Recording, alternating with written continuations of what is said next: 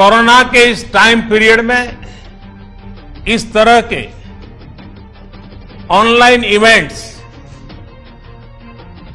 शायद यही एक न्यू नॉर्मल बनते जा रहा है। लेकिन ये भी इंसान की सबसे बड़ी ताकत होती है कि वो हर मुश्किल से बाहर निकलने का रास्ता बना ही लेता है। आज भी हमें जहां एक तरफ इस वायरस से लड़ने के लिए सख्त कदम उठाने हैं, वहीं दूसरी तरफ इकोनॉमी का भी ध्यान रखना है।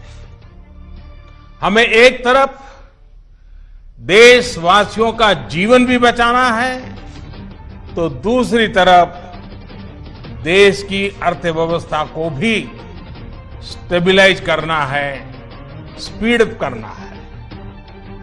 इस सिचुएशन में आपने गेटिंग ग्रोथ बैक इस बात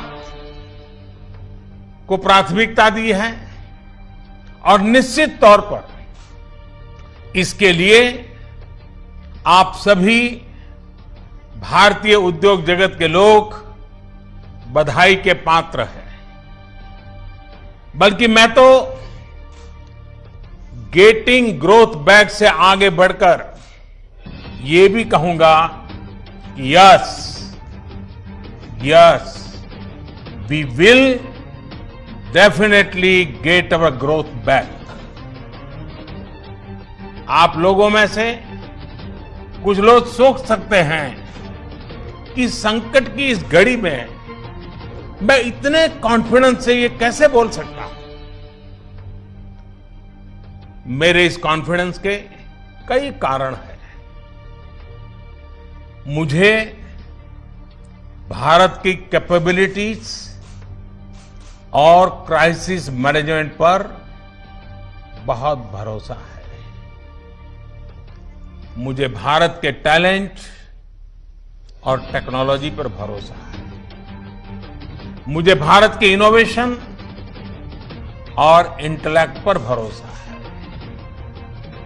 मुझे भारत के फार्मर्स, एसएमईज, एंटरप्रेन्योर्स पर भरोसा है और मुझे भरोसा है इंडस्ट्री के लीडर्स पर, आप सभी पर।